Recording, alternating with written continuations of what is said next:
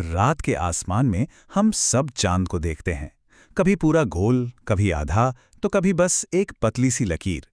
पर क्या कभी ये ख्याल आया है कि इसके घटने बढ़ने के पीछे एक श्राप की कहानी छुपी हो सकती है? आज हम इसी प्राचीन रहस्य से पर्दा उठाएंगे। तो चलिए सीधे कहानी में गोता लगाते हैं। ये कहानी चांद की खूबसूरती से शुरू नहीं होती। नहीं, ये तो शुरू होती है एक बहुत ही शक्तिशाली श्राप से। एक ऐसा श्राप जिसने चांद को हमेशा के लिए अंधेरे में डुबो देने की धमकी दे दी थी।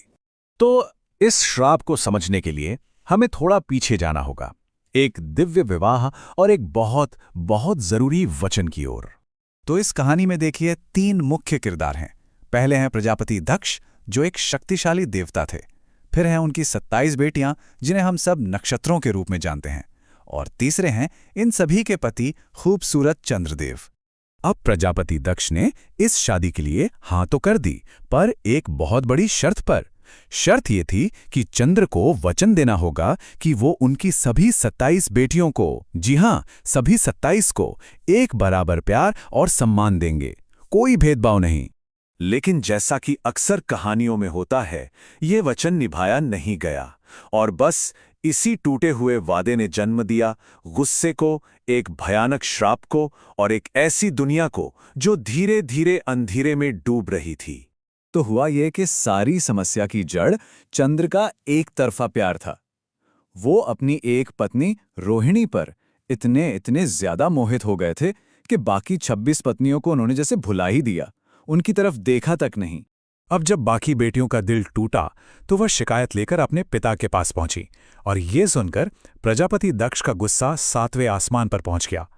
उन्होंने आव देखा न ताव और अपने ही दामाद को एक ऐसा श्राप दे दिया जो सब कुछ खत्म कर सकता था।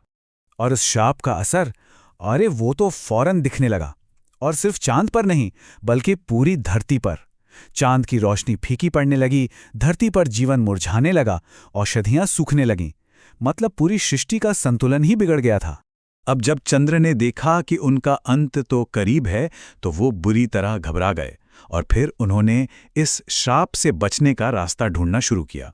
तो अपनी जान बचाने के लिए वो सबसे पहले पहुंचे सृष्टि के रचयिता ब्रह्मा जी के पास। ब्रह्मा जी ने कहा कि देखो, मैं श्राप तो खत्म नहीं कर सकता, लेकिन हाँ, इससे बचने का एक रास्ता जरूर बता सकता हूं। और वो रास्ता था एक खास जगह की ओर। ब्रह्मा जी ने उन्हें सलाह दी कि वो प्रभास क्षेत्र जाएं। ये वही जगह है जो आज के गुजरात में भारत के पश्चिमी तट पर मौजूद है और अपनी आध्यात्मिक शक्ति के लिए जानी जाती है। वहां पहुंचकर चंद्र को एक काम करना था। समुद्र के किनारे एक शिवलिंग स्थापित करके भगवान शिव की कठोर, बहुत ही कठोर तपस्या करनी थी। और चंद्र की तपस्या वो इतनी ज्यादा तीव्र और सच्ची थी कि उसने सीधे महाकाल भगवान शिव का ध्यान अपनी ओर खींच लिया। तो चंद्र की भक्ति से खुश होकर भगवान शिव उनके सामने प्रकट हुए। लेकिन एक पेंच था। शिवजी ने समझाया कि देखो, प्रजापति दक्ष का श्राप बहुत शक्तिशाली है, उसे पूरी तरह से मिटाना मेरे लिए भी मुमकिन नहीं है।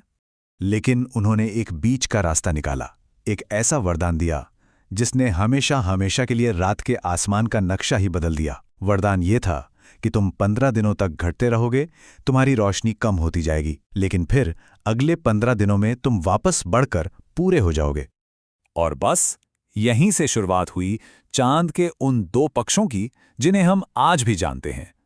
15 दिन का कृष्ण पक्ष जब चांद घटता है, और 15 दिन का शुक्ल पक्ष जब वो वापस अपनी पूरी शान में लौट आता है। और अपनी सुरक्षा का यकीन दिलाने के लिए भगवान शिव ने उस घटते हुए चांद को उठाकर अपने मस्तक पर सजा लिया, और तभी से उनका एक नाम चंद्रशेखर भी पड़ गया, यानी चंद्रमा को अपने शीश पर धारण करने वाला। अब इस घटना ने सिर्फ चंद्रमा को नहीं बचाया, बल्कि इसने दुनिया के सबसे पवित्र तीर्थों में से एक को जन्म दिया। याद है वो शिवलिंग जिसे चंद्र ने स्थापित किया था? उसी शिवलिंग को नाम मिला सोमनाथ।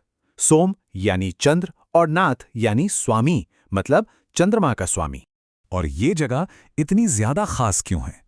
क्योंकि इसी सोमनाथ को भगवान शिव के 12 पवित्र ज्योतिर्लिंगों में सबसे पहला ज्योतिर्लिंग माना जाता है। जी हां, सबसे पहला। आज भी गुजरात के वेरावल में उसी समुद्र तट पर वो भव्य सोमनाथ मंदिर पूरी शान से खड़ा है, इस पूरी अद्भुत कहानी का जीता जागता सबूत बनकर। लेकिन रुकिए, कहानी अभी खत्म नहीं हुई है, इस मंदिर में एक और ऐसा रहस्य छुपा है जो आज भी लोगों को हैरान कर देता है। मंदिर के कैंपस में ही एक बहुत ही रहस्यमयी खंभा है। इसे कहते हैं बाण स्तंभ, एक तीर वाला खंभा। अब इसका रहस्य सुनिए। इस बाण स्तंभ पर जो तीर है वो दक्षिण में समंदर की तरफ इशारा करता है। और कमाल की बात यह है कि उस तीर की सीध में अगर समंदर में आगे बढ़ते जाएं तो सीधा अंटार्कटिका तक कोई भी जमीन का टुकड़ा नहीं आता।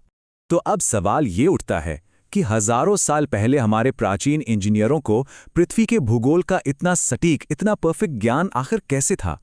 ये एक ऐसा सवाल है, एक ऐसा रहस्य है जो इस पौराणिक कहानी को हमारी आज की मॉडर्न दुनिया से सीधे सीधे जोड़ देता है। सोचने वाली बात है ना?